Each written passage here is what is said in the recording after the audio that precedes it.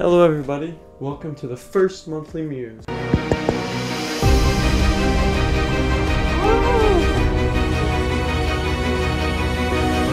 Sorry about the chaotic intro. It was just one of the things that I learned this month was that if you're gonna make a YouTube video, you gotta have this epic hook that really captures the audience attention. So hopefully that succeeded and now you're settled down and ready for the first ever episode of the monthly muse with me, Wilson-Woodrow. This is basically a time of the month where I synthesize and talk about what I learned this month, and hopefully I do it in a way that's entertaining and fun, and hopefully you leave this video a little smarter and a little happier, you know, good mood, put you in a good mood. So let's get started. Okay, first things first, I want you to think of your favorite song.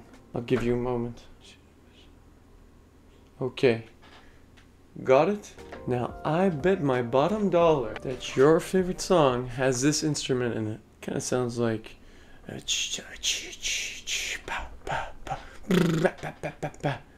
you guess it?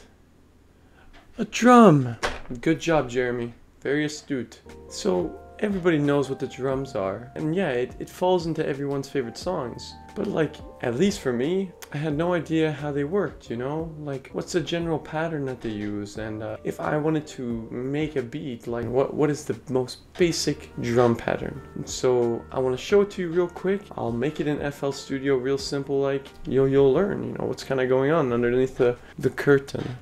You may say, But Elliot, I don't play the drums, and I don't want to play the drums. But it's not, you know, learning's not about always applying your knowledge. Sometimes it's just giving you a greater appreciation and depth of understanding of the things around you. So yeah, let's go. Okay, let's do this, gang. First thing that we gotta learn here in FL Studio is that each of these represent a 16th note. And so the first common groove that you're gonna find in a lot of modern music is going to have a kick on the 1 and the 3, and then a snare on the 2 and the 4. And then the hi-hat will often be subdividing the piece. So on this piece, it's a note every 4th. So we're gonna put a hi-hat on every 4th note, if that makes sense. And by the way, this is how the kick and snare and hat sound individually real quickly. Alrighty, and then together, the groove sounds like this. This is pretty basic and boring, so let's go to another common groove that's a bit more exciting. It's called 4 on the floor, which means we're going to have 4 kicks on the floor on each quarter note. And then we're going to have our snares on an 8th note upbeat right here.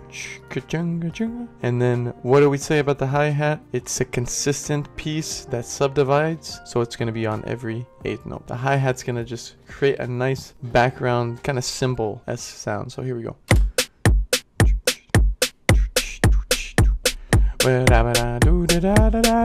And so yeah, these are the 3 main instruments, kick, snare, and hat, that you're gonna hear in most modern drum grooves. And so a lot of times they'll just be, you know, adding in an extra hit here and there to, you know, add a bit more variety. See, it already sounds a lot better.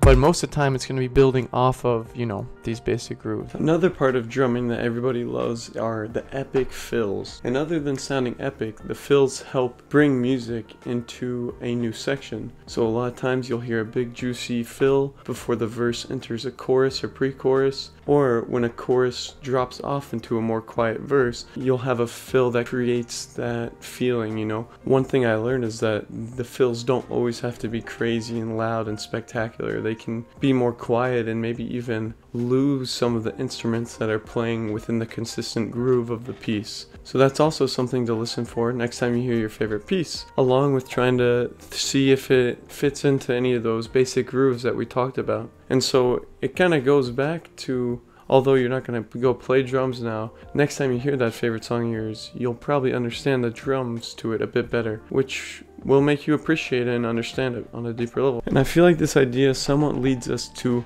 the quote of the month. Youth is happy because it has the capacity to see beauty. Anyone who keeps the ability to see beauty never grows old. Franz Kafka. Why do you think youth has the ability to see beauty? Well, I think youth has that ability because they're always learning and they're very curious about the world and they're growing. And I think as we grow older, we kind of have a way we think about the world, and it just becomes, you know, regular, and everything is how it always was because we've come into a habit, and this is the way I see things. And so if we keep on growing, we keep on learning weird stuff like how the drum works, we can keep on seeing the depth and keep on nourishing that curiosity and creativity within us that gives us the ability to look at the world with a sense of awe and beauty. Enough of the talking though. I know you guys are probably getting bored of my monologuing, so it's time to take a dance break. Okay, first dance move I'm going to show you is kind of like a clap dance move. So every time you hear a clap, you can try this dance move, okay? Here we go. Gonna go up here.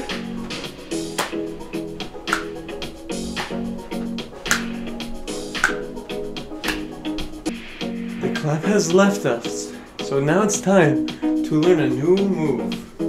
It's gonna be called the Gucci. The new move is gonna be called the Gucci. With the same shoulder to your arm, you're gonna grab your clothing and pull you.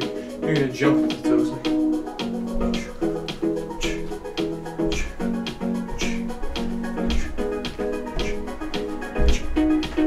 Okay, let's combine the Gucci and the clap. Here we go.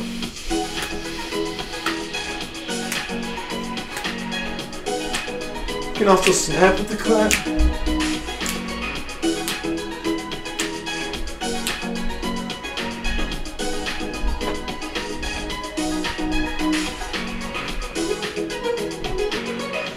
If I look so stupid and dumb, I'm sorry.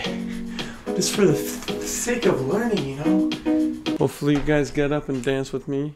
And then next time you're at the club and you see that cute person, you can pull out, you know, maybe the Gucci and just completely knock their socks off and get their number and maybe start a happy family one day. Or not, you know? I don't push nuclear family if you don't want to have children. I mean, we can do a separate episode about that.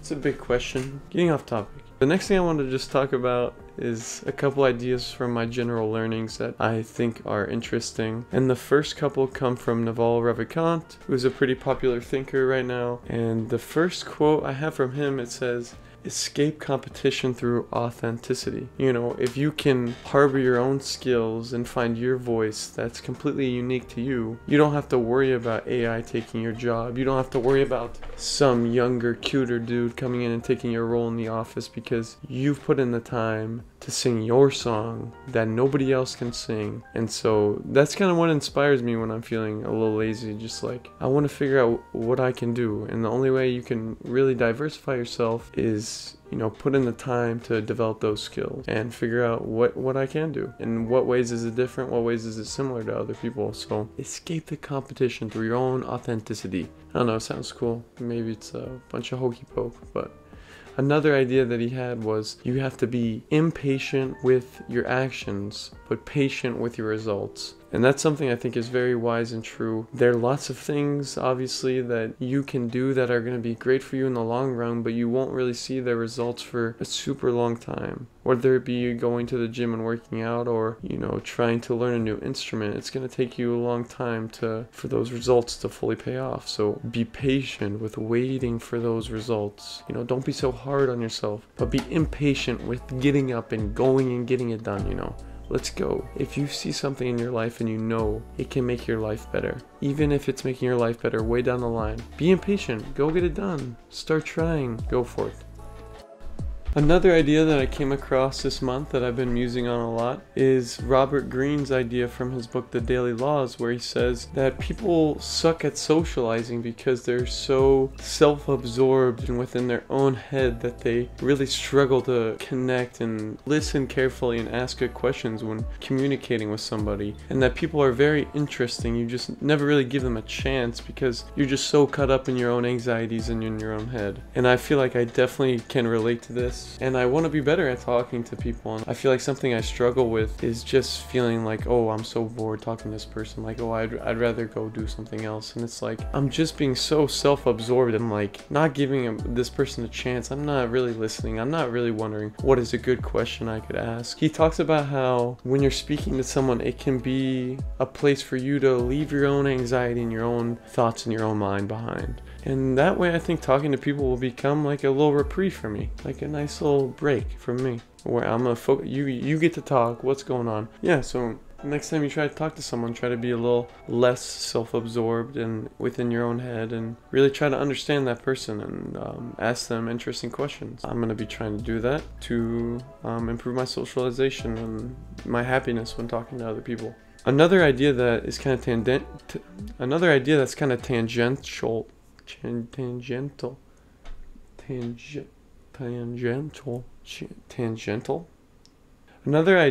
of like a tangent to this in the daily laws is that if you're in a social situation, you're really struggling, or you just don't want to be there, take a second, close your eyes, and think about what kind of mood would be best served for this situation. And then try to embody that. If I'm at a party and I'd really honestly just rather be home in my cozy bed, and I know this, but I'm here anyways, you know. Let me close my eyes and just think, if I could just be a little goofy, I could be a little happy-go-lucky, if I could be interested in other people, I would have a better time. And I think the mind and mood is a bit more malleable than people realize. And so I think it's a strategy to slowly not let your inherent emotions be the ones you have to roll with. Because then I think you're going to be at a disadvantage a lot of times. And, you know, I'm just going to see if I can't become a little bit better at manufacturing the best way to go about a situation. Okay, the next thing I need to talk to you guys about is this water bottle. I used to rock this hydro flask. It's still here for backup reserves of water. But I find that if I have this, like, titty attachment,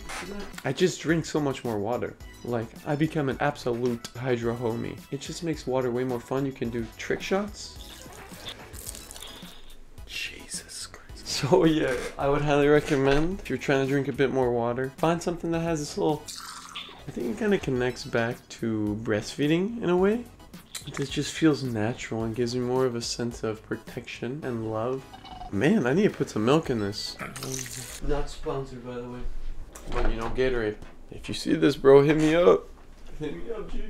Alrighty, that's about all I have for you guys for the first monthly muse. Hopefully you enjoyed it. But I wanna try to make one of these every month and try to synthesize the things I learned and what I've been thinking about. I'll be back towards the end of February with another monthly muse. And yeah, peace out. Drop a like and subscribe. Do it.